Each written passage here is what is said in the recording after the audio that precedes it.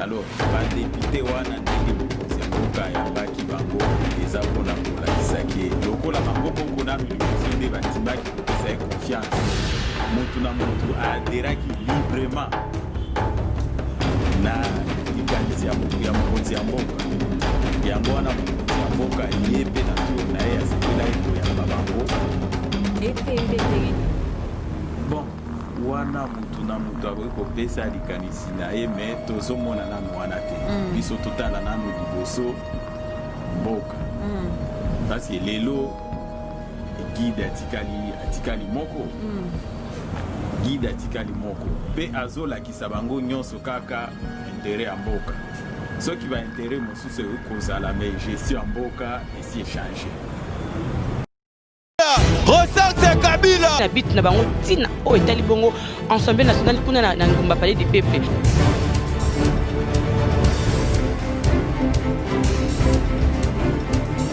Niams Télévision, abonnez-vous. Niams Télévision, massivement. Niams Télévision. Et surtout, n'oubliez pas d'appuyer sur la cloche pour ne pas rater toutes nos informations. Année 2021 à tous nos téléspectateurs de Niams Officiel Télévision, mesdames et messieurs, bienvenue pour ce nouveau numéro de votre magazine qu'on en parle. Partout dans le monde, je vois Papa Francis Mbouim. Bonne année à vous, bonne année à Maman Nono Lumbala, na Île Maurice, en tout cas, merci pour votre confiance renouvelée chaque jour dans Niams Officiel Télévision. Alors, dans ce plateau aujourd'hui, on va parler de la politique de notre pays, qui est la République démocratique du Congo. Sur CG comme invité, moi Namboka Cédric Bissi, moi, Azali Moko, ya cadre na kati ya AFDC, parti cher ya Monsieur Bahati. Donc il y a une autre kolobela, makabune soza koleka na kati ya Mboka na biso, ya République démocratique du Congo. Et là je dis déjà bonjour Monsieur Cédric, bienvenue. Merci beaucoup, bonjour Merci. Merci beaucoup en tout cas de nous répondre sur son invitation à Bisso et à Lelo. Merci. Boni sango zandengeni malamu. Sango za kitoko. Et sinon déjà je vais vous féliciter. Félicitations à vous parce que votre autorité morale a vraiment comme désigné informateur. Merci beaucoup parce que en tout cas ndenge tokoloba mokonzi ya mboka abeti à côté te. Très bien. Abeti pensa na porte esengelaki. Ngai pe na ko profiter na occasion ya oyo pesi ngai na féliciter pe lisusu l'honorable sénateur le professeur Bahati Lukwebo, c'est vraiment l'homme qui mérite ça. C'est vraiment l'homme qui mérite ça. Oui. Comment association la binozo tambola ndenge nezo le kandenge nitino. Bon, sinon na ko bandana no peut-être na ko se présenter. Ngai na benga na komba Cédric Bissi moi. Naza président ya association oye bengami na kombo ya association de personnes valides pour la reconstruction du Congo APVRC en cycle. C'est quoi en fait votre rôle? Association objectif nangoza nini? Bon, objectif na biso eza vraiment disons biso pe toye basi l'association toye bindenge l'association eza ebele na kati ya mboka. Alors biso pe to réfléchissa ipe na ndenge na biso to lobi ni nouveauté nini to koki koya nango. Alors biso to sangana ipe to décider to lobi non to koki pe ko participer biso to koki pe ko participer na encadrement ya bato nyonso ayebi te ndenge nini makambo ya mboka etambolaka ndenge nini kosala boye ndenge nini boye. Alors nde to créaki APVRC wana. Alors biso tolobi mutu nyonso aza capable ya kotia mwa libanga na ye pona mboka ekende liboso. Non seulement que oza na ba diplôme ebele, non seulement que oza infirme, non seulement mais okoki ko participer pe na ndenge na yo pona mboka na yo tambola. Yango to sololaka yango to tambolaka ndenge wana pe yango wana pe kaka tozwaki décision na assemblée générale na biso ke tokota na AFDC. Mais comment on a une Maurice à tout na ebisinga le bisara soko yambi monsieur Cédric tunelanga e mutuna oyo. Est-ce que président de la République a poni mwana mboka Bahati pour na kaka ba député pour intérêt moroté ou bien apone le fait pour na nini le col informateur. Bon, mokonzi ya mboka Félix Tshisekedi batu mingi baebi bien te. Aza mutu oyo akoli na opposition. Akoli mingi na opposition. C'est-à-dire aza novice te, aza mutu moko aye ko apprendre eloko moko te. Ayebaka nini azosala. Pe toza ko vivre yango, toza omona ba réforme nyonso ezosalema lelo kutu soki mutu oyo akoli koboya kobetela ye maboko seki aza kaka motema mabe. Vraiment. Alors atalaki eza kaka mpona wana te. Akukai kozwa pe mutu mosusu mais atalaki nanu expérience ya mutu. Atali personnalité ya mutu. Yango choix na ye ekendeki kuna. Très bien, mon amboka Cédric, n'a pas si bien merci de poser dans l'émission direct il y a Niams officiel télévision et bon mon amboka to kota vraiment na bien émission na biso to mona ki mokolotiko le ka dimanche papa mokonzi ekolo Félix Antoine Tshisekedi Tshilombo ayambaki ba député plus de 309 députés dont 84 députés basés parti à FCC basés na kati ya FCC plutôt. En fait, il y a une raison où le président Yambela qui va député. C'était pourquoi? C'était pour quelle raison Yambela? Pour quel but Yambela qui va député wana ebele pour nani? Bon, omoni mboka neti mboka ndenge za kotambola lelo ma journaliste ezo senga unité nanu ya bakongole. Unité nanu ya bakongole. Alors, ba député wana ndenge mokonzi ya mboka yambaki bango eza pona kolakisaki lokola bango moko nanu liboso nde bandimaki kopesa ye confiance. Mutu na mutu aderaki librement na likanisi ya mokonzi ya mboka. Yango wana mokonzi ya mboka yepe na tour na ye asepela ye koyamba bango kolakisa bango ki yepe ayambi bango na motema kofungwama. Pe oyo tomonaki nombre wana ezopesama misusu bakoya. Oui. Misusu baza ko hésiter oyo bazobanga bakoya. Eloko ya kobanga eza wana te. Déjà tomonaki ba député à FCC bazaki belé. Oui, misusu wana pe kune kotikala polele. Basi toza na moment oyo foto salela mboka mekasi mutute. Mboka eleki batango ebele batu bazo servir nde mutu. Yango Félix Tshisekedi aye alobi nono il faut to servir sikoyo mboka. Yango wana bango nyonso baza conscient balobi no il faut to servir mboka. Yango ayambaki bango asololaki na bango. Ayebisaki bango pe polele bo trahir mutu te. Eza polele ayebisaki bango. Be eza se bongo ba trahir na bango mutu te. Bakosalela nde mboka. Mais mon mboka c'est truc qui ozali moko ya bayi politique to moni lelo mon mboka ngoika sanji lelo payer pe adhérer na union sacrée. Et tant que yo analyste politique et tant que yo ozali moko ya bayi politique okoki ko sala analyse na ndenge nini par rapport ya des ya mon mboka ngoika sanji o lobe zalaki pour Kabila de la commune union sacrée. Bon. En tout cas naza parmi peut-être bararo ba félicitaki Ngoïka Sanji parce que balobaka que la politique est dynamique. Natango déjà kuna ozomona batu nyonso déjà bazokende na ngambo oyo. Parce que nyonso eza sikoyo polele. Baza sikoyo conscient ya oyo ezalaki koleka na ngambo wana et que c'est le moment ya kosalela mboka alors Ngoïka Sanji aokai kotika la simate. To féliciter en tout cas particulièrement na féliciter na lobby vraiment s'occuper mutu nyonso akoki ko kondima ke acte ya sali eza acte ya nationaliste eza acte ya mwana mboka pasi ba oyo nyonso bayaki baza lokola kaka ye bango nyonso bazali ba intérêt personnel na été ou bien ndenge nini. Bon wana mutu na mutu akoki kopesa likanisi na ye me tozomona nanu wana te biso totala nanu liboso mboka parce que lelo guide atikali moko guide atikali moko pe azolakisa bango nyonso kaka intérêt ya mboka soki ba intérêt mosusu ekozala me gestion ya mboka esi échanger esi échanger makambo ya magui bakanyaka banini eza lisusu te. Alors eza moment oyo faut vraiment repentance kaka. Très bien, là je demande à la réalisation, je demande à mon caméraman à tirer une image et puis on se retrouve tout juste après. Merci. C'est le chapiteau de la Cité de l'Union africaine qui a été choisi pour contenir ce nombre impressionnant de députés nationaux et personnalités politiques qui ont répondu favorablement à l'appel du président de la République pour la composition de l'Union sacrée de la nation. Ils étaient à 309, ces élus du peuple rassemblés ce dimanche dans ce cadre féerique de la Cité de l'Union africaine à l'invitation du chef de l'État.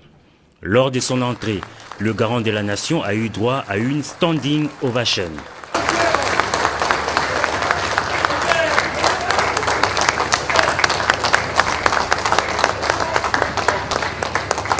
Initiateur de la rencontre, le président de la République a, dans son mot des circonstances, circonscrit le cadre de cet événement. Félix Antoine Tshisekedi Tshilombo a commencé par présenter ses vœux de nouvel an à l'assistance. Il a par la suite expliqué la vision qu'il porte de l'union sacrée de la nation. Nous sommes à un tournant décisif de l'histoire de notre pays et cette histoire commence maintenant à s'écrire sur une autre page. Ma vision, elle est basée autour de l'homme congolais. Quand je dis l'homme, je n'exclus pas du tout les femmes, c'est l'homme avec grand H. On a beau crier aux envahisseurs, aux colonisateurs, aux impérialistes, à tout ce qu'on veut, mais nous devons reconnaître que ceux qui leur ouvrent la porte à cette prédation, à notre affaiblissement, c'est nous-mêmes. Le Congolais a perdu l'amour du Congolais et du Congo, sa patrie. Aujourd'hui, il y a quelqu'un à la tête de votre pays qui est prêt à vous écouter, qui croit en vous, qui croit en vos aptitudes.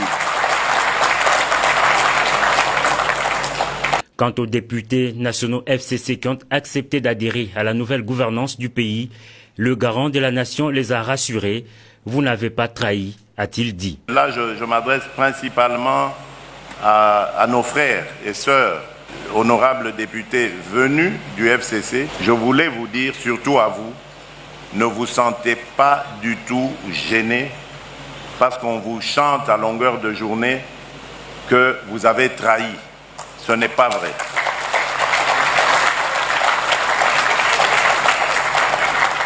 Au contraire, soyez fiers de vous, parce que vos familles, vos électeurs sont fiers de vous. Vous les avez honorés. Vous n'avez trahi personne, parce que vous n'avez pas transformé vos engagements politiques. Vous n'avez pas quitté un parti politique pour entrer dans un autre.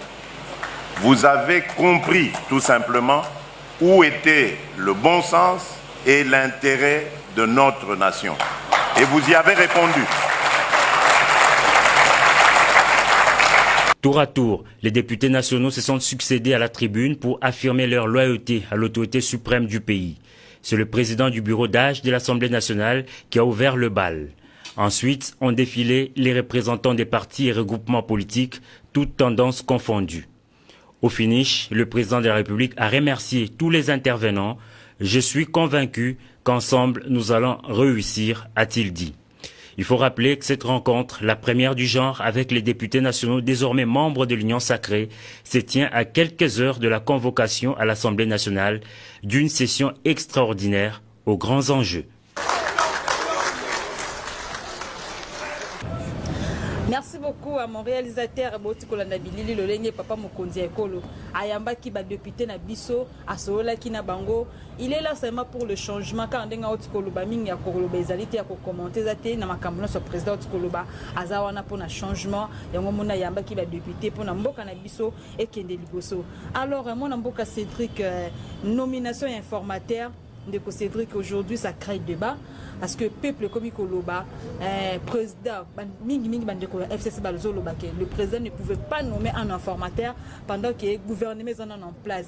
Premier ministre a démissionné dans nous le président nommé directement informateur balobi que le président a violé la constitution.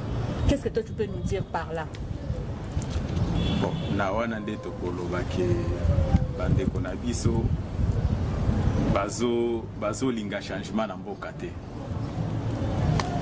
balingi bakontinue na babiloko na bango wana ya kala. Président makambo nyonso azosala eza na cadre kaka ya constitution. Ezaka na kata constitution. Basalaki rencontre na bango balingaki ba défier mokonzi ya mboka. Biso nyonso tomona ina bilili mokonzi ya mboka abengisi ba député, premier ministre pe na ngambo na ye abengisi ba député. Balingaki ba démontrer nini? Eloko balingaki ba démontrer wana esimbaki te. Tomonaki ke majorité ya ba député bakendeki pa ya mokonzi ya mboka. Yango il fallait sikoyo batika pasi tant basi basalaki 18 ans eza ebele ezongisaki mboka sima. Batika nanu mokonzi ya mboka pasi yenda aza na compte à rendre na fait un mandat na ye na peuple. Batika ye asala musala na ye na ndenge esengeli eloko ye asalaki wana aza vraiment na cadre ya soki bamoni ki a violé constitution. Mais justice ezali bakende pe na majorité na bango wana balobi biso toza na majorité bakende nango kuna ba démontrer yango et biso toza na majorité toza na premier. Donc pour l'élégance politique même ye moko premier ministre na mokolo ya lelo awa tozoloba boye esengelaki déjà démissionné ezala na mesa mokonzi ya mboka. Mais lui il ne veut pas démissionner, alingi ko démissionner te, aboyi ko démissionner, c'est comme tokosala ndenge nini? Non. Parce que l'informateur peut aussi jouer le rôle du premier ministre. Oui, maintenant ce qui est pas boyi ko démissionner, to comme on a deux premiers ministres, tout le monde makambo ko leka ndenge nini? Place tozosala mwa mbutu yango wana mwana mboka. Ndeko journaliste biso nyonso toyebi ke nandako papa azalaka kaka moko. Nandako papa azalaka kaka moko. Si c'est ye premier ministre ndenge aza wana heureusement ye azoloba na ye eloko te. Bato na bango nde baza koloba si place na ye eza lisusu te. Bainstance nyonso ezali pe formi nyonso ezali même ceux qui alingi ko déposer démission na ye te. Parlement kuna akolongola ye. très bien. Akolongola ye menga na yebi tata wana za mutu ya lelo na politique te.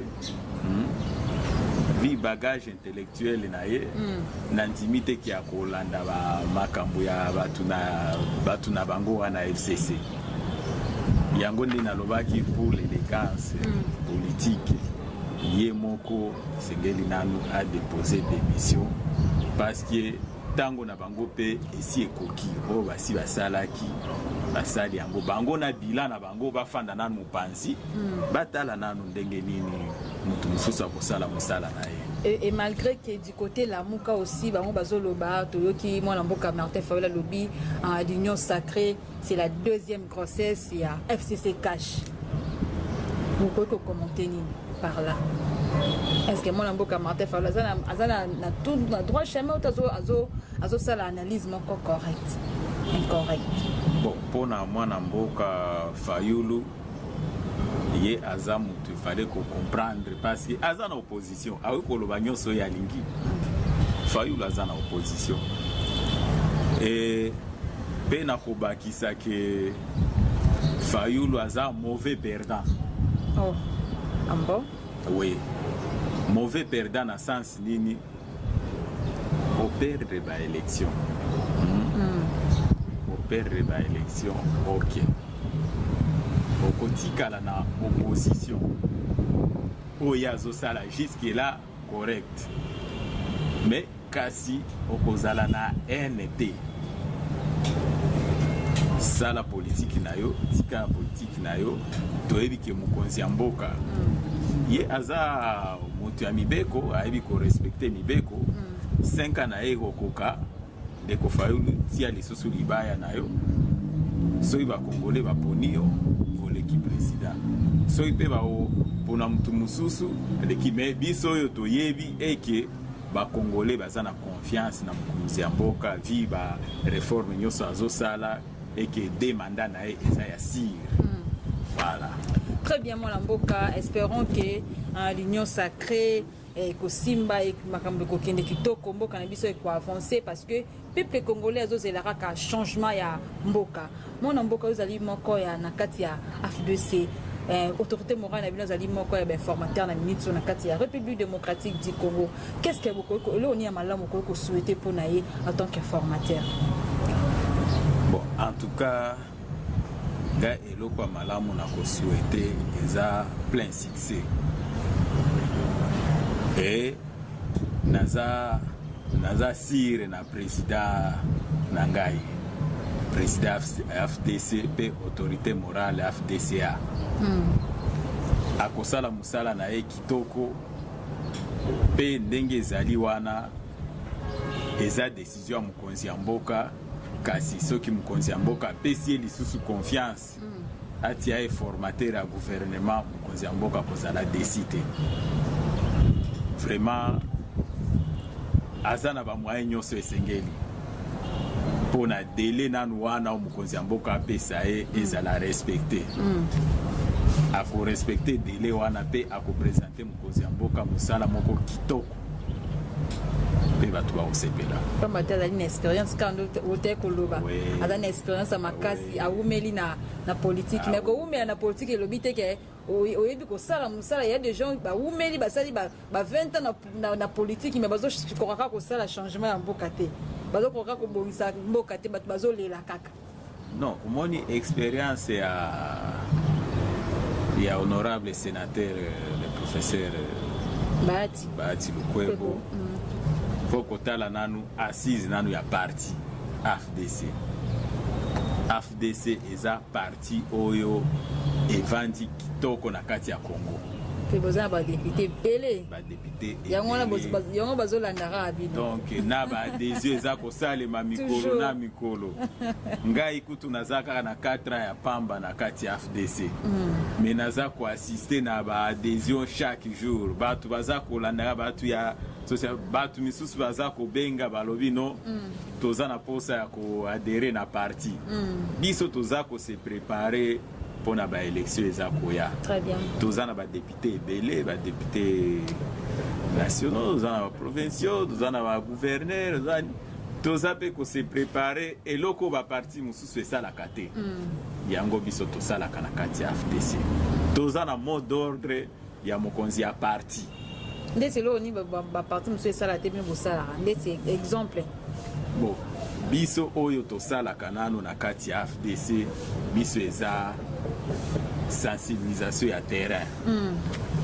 Lelo boye ni tete maladi oye kota na ndenge ye moko mokonzi ya parti atosaka mibeko. Tozalaki na opération pas une maison sans FDC. Ah bon? C'est-à-dire ndenge eza boye tango makambo yango okita meme na ndako na yo tokoya ifo na ndako na yo mutu moko mibale soit ndako nyonso bakota na FDC. Biso tolingi nombre ya badepute oyo toza nango lelo turo ekoya to double yango. Na profite pe na félicité nanu présidente fédérale Oyangai parce que naza na fédération ya Lukunga. Vraiment c'est une dame expérimentée. La dame Immaculée Chibalonza. Toza kosala na ye musala. Tobandai kosala musala ya terrain pe autorité morale ye moko abandai kokita. Na ba installation ya ba président communaux. Ye moko aza okita. Alors ye moko pe alobaki partout esika ba kobengisa ye akoya. Donc soki lelo na ye na ba membre ya association nangai et panda yo tokosala émission de tokosala ma manifestation mo boye to bengisi autorité. Très bien. Au couvrir au komona ye moko autorité morale akoya wana. Très bien. Andimi kosala marathon wana. Donc AFDC parmi ba parti et vandisi masolo na kati ya mboka na biso ya République démocratique du Congo. Très bien mwana mboka to lobela lisusu makambo ya grâce présidentielle to moni papa mokonzi ekolo asali mwana mboka edi Capen grâce lelo balobi so d'ici là à cause elle a déjà libéré. Qu'est-ce que tu peux nous dire pendant tout ce temps, Eddie Kapende a sali plus de 20 ans. Plus de 20 ans, dans 21e année, yango à côté déjà des pas côté boloko. Batikala ko sambisa été, batikala ko yoka été, et le président sali grâce à Bima. Et le connaît ko loba étant que moi lamboka.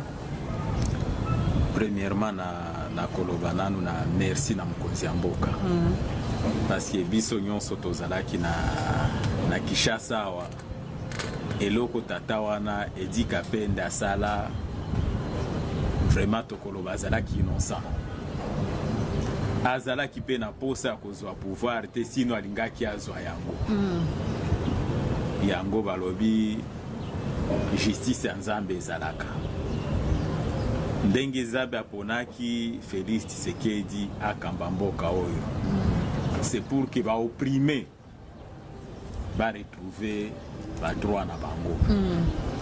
C'est pour que va faible, va zala na parole wana. Eddie Kapende azalaki innocent. Mais nani akoyokela ye.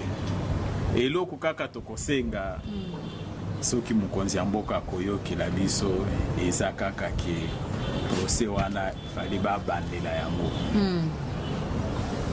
Un président de la République n'est pas n'importe qui. Oyo bakoki koboma kaka ndenge wana pe vérité bakuti yango. Vraiment. Eddie Kapende azalaki innocent na bato nyonso oyo bakangama na innocent. Soki bakoki koyeba likambo bakoki koyeba vérité bakongolais pe bayeba vérité sima na bango ekoki kozala malamu mingi. Mais en tout cas mpona wana merci mingi na mokonzi ya mboka. Mokonzi esi akufa kala Laurent Désiré Kabila esi akufa kala ta babadeli prosango bongo soki mpe moto asala makambo yango azali suspend vite. Est-ce que ekozala n'importe kaka ti lelo eto ndenge nini mwana mboka? Bon, omoni ndeko journaliste ndenge Congo ifo etambola kodécourager makambo ya mabe. Très bien. Faut kodécourager likambo ya mabe ya nyonso esalemaki wana fo bato bayeba pe soki eza na bacomplice oyo baza vivant lelo basibir la rigueur de la loi. Comme ça bato basakana na biloko oyo basakana inango te. Congo ezozonga nsima parce que biso bo tozomona ke toza nanu jaloux na bavoisin baza pembeni na biso bamboka mosusu eza po avancer bato bazosala bamakambo nini. Alors il faut biso bakongolais totika na distraction totika na médiocrité. Non, faut Congo pe échanger, faut Congo pe tokota pe na sérieux. To vandisa démocratie na biso ndenge ba Ghana bafandisaki démocratie na bango. To vandisa démocratie na biso ndenge Sénégal afandisa ya ye. Donc eloko ezosengande yango wana soki baza vivante ok, mais soki eza na bo baza vivant basibir soki te toyeba vérité kasi eloko wana esalema pe lisusu te parce que toza na besoin ya kimia na mboka. Très bien, merci. Toza na besoin ya kimia na mboka, mais c'est Cédric, en tout cas on est en train de chuter déjà. Comment vous préparez 2023 FBC, vous préparez un dernier d'ici là l'élection de jeu pour ça la mboka na biso. Bon, pour na biso après ba élection ce qui est sili tola la kate. FDC ala la kate. Bien que ba bundana ki ba kanisa e ba kokunda président na biso kasi ba koka ki était. FDC ezase moko. Eza moko eza na lipasa te. Toza ko se préparer, toza na terrain pe 2023 ekoya to ko aligner pe ya biso ba candidat pe to kozwa en tout cas les doubles à députés toza na bango. Ah, vous êtes sûr, très fort. Oui, na wana naza confiance parce que toza na coach munene liboso. Vous appuyez le président Félix na Union Sacrée. Oui. Espérons qu'en 2023 to ko betal sur mususu. Oui. Changement donc ekozala. Changement kozala. Et kozala total. Oui, oui. Très bien, merci beaucoup Mwalamboka Cédric. Un mot de la fin. Rapidement, qu'est-ce que tu souhaites au président de la République, Félix Tshisekedi, et à votre autorité morale pour na union sacrée Oyo Basali, Bazio Tambusa Yango et Longo, na Bango Mibale? Qu'est-ce que tu peux ou souhaiter Bango? Bon, premièrement, nous, na koloba mes meilleurs vœux nanu na président de la République, mes meilleurs vœux na président nangai honorable sénateur le professeur Bahati Lukwebo, l'informateur, mes meilleurs vœux na présidente fédérale Oyanga Lukunga, FDC Lukunga. Et là qu'on a souhaité na mokozi ya mboka eza nanu mandat na ye nanu kitoko kasi bao balingaki batia bakale basi ba échoué. Mandat na ye kitoko mais désolé qui te moni loko te ye moko tolobi qui s'allume banda donc qui s'allume banda en 2021 donc après 2 ans le président avait rien fait et la 3e année de azo banda musala qui s'allume banda mais yo bi mandat na ye kitoko mais bazo lela kaka mwana mboka. Oui, maman journaliste, changement. Mon ndenge ba bomaki mboko yo na muke malembe bazai ko timola. Alors pona kokunda mabe wana yokunda mbala moko te na malembe kaka. Lelo tozomona nani ayebaki un jour na mboko ba ko kotia disons un DG. Ayoko kota na prison. Vraiment. Tatikala koyeba côté. Indirkable, Moutaza Pembeni a chef, Moutaza Solana, na président de la République à tout moment. Azakuna. Donc c'est pour dire que Makambo, Ezako Tambola, Malembe. Peba oyo bazala ikotia ibakale. Mukonzi mboka lobaki na discours au tiko sala dernièrement, balinga ibatia ibakale, ba imigaki et tout ça. Asiatie bango mupanzi. Na accord FCC cache ezalaki ko servir mboka te ekomi mupanzi. Donc ekomi ta ya kosalela mboka. Na 2023 toko évaluer pe toko pesa président de la République 5 ans lisusu. Bon. 5 ans wana, c'est-à-dire akobanda yango ye moko. Sambatouana. Biso na FDC tokozala kaka sima na ye. Et sima président na bino Bahati. Sima président ye aza guide pa na biso. Ye aza guide nazo bisa aza papa moko kitoko. Et moi on a beaucoup pour chiter rapidement parce que bazo signaler biso déjà TV za radio te comme vraiment na suka. Il y a une émission na biso to mon équipe président a ko inaugurer ba sorte de moto jour pour jour. Président a inauguré tous les 4 sortes de moutons aux anakati ya mboka na biso. Le ronyo ko koloba peuple congolais surtout bande ko atchang bazala ba souffra qui pendant un bon moment na ba embouteillage ko tambola makolo le lot quand même Dieu merci sorte de moutons na nzele fongwami to soto le kinzele aéroport donc c'est catastrophe. Qu'est-ce que tu peux commenter par là? Bon, hello na koloba nanu ezana nous merci pour na mokonzi ya mboka pe merci pour na bakinois nyonso bandimaki souffrance wana. Parce qu'on dit toujours après la pluie c'est le bon temps. Voilà. Donc les lots tozomona elo quoi non seulement ça pour participer na ko diminuer l'embouteillage mais pour la beauté pe ya mboka. Très bien. Photo yeba eloko wana parce que tambol na boulevard ozomona eloko wana vraiment ça fait beau aussi. Voilà. Alors tokopesa merci na mokonzi ya mboka pona eloko wana. Asuka wana te akoba kaka na kosala na biloko ya malamu ndenge aza kosala wana. Très bien. Vraiment merci coup de chapeau na mokonzi ya mboka. Un mot pour l'association na yo rapidement et puis to chiter. Bon, pour l'association nangai na peut-être na ko profiter ce que permettre na lancer message parce que biso toza ko solo la mingi kaka na groupe WhatsApp nini parce lokola ba pekisa ki attroupement ba tout ça moi to bafoué mibeko il faut to respecter mibeko Alors mingi na koloba na ba membre nyonso association toza kaka ensemble pe to continuer kaka ndenge tozo sala moi ba échange na kati ya ba groupe WhatsApp na biso ba rencontre et continuer ko sala ba réunion ndenge to sala ka et à chaque semaine na bureau. Je crois ndenge to sala kango bureau restreint et ko continuer nango kasi biso nyonso toyeba ke toza na AFDC pe toza sima ya les professeurs Bahati Lukwebo. Très bien. Merci, on est arrivé à la fin de cette émission. Merci Nabande Kono Sobolanda Kibiso partout dans le monde. Merci à Emmanuel, merci à Beni Mayala, merci à Félix Kewa.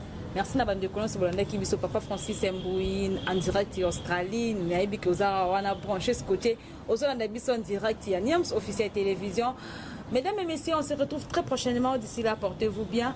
Je vous assure que le Congo ne sera jamais déstabilisé. Bonne année chez vous. Au revoir.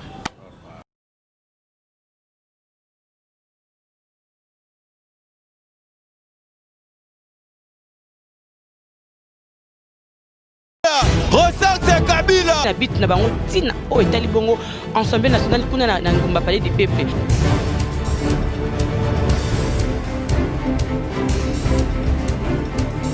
Niams Télévision, abonnez-vous. Niams Télévision, massivement. Niams Télévision. Et surtout, n'oubliez pas d'appuyer sur la cloche pour ne pas rater toutes nos informations.